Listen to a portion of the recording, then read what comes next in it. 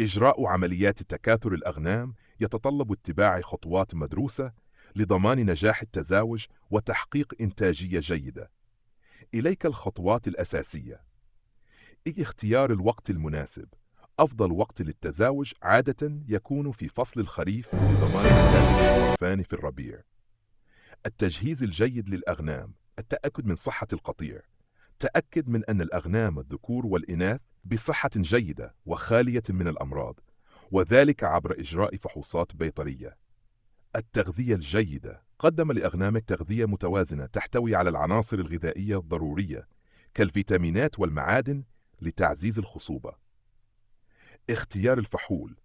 اختر فحول قوية وصحية وذات الصفات الوراثية الجيدة، لأن الفحل يلعب دورا كبيرا في تحسين جودة النسل.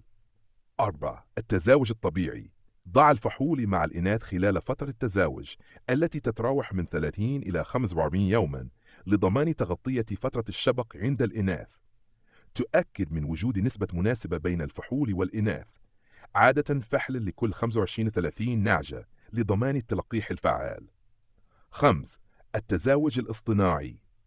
اختياري في حال عدم توفر فحول كافية أو لتحسين الصفات الوراثية يمكن اللجوء للتلقيح الاصطناعي.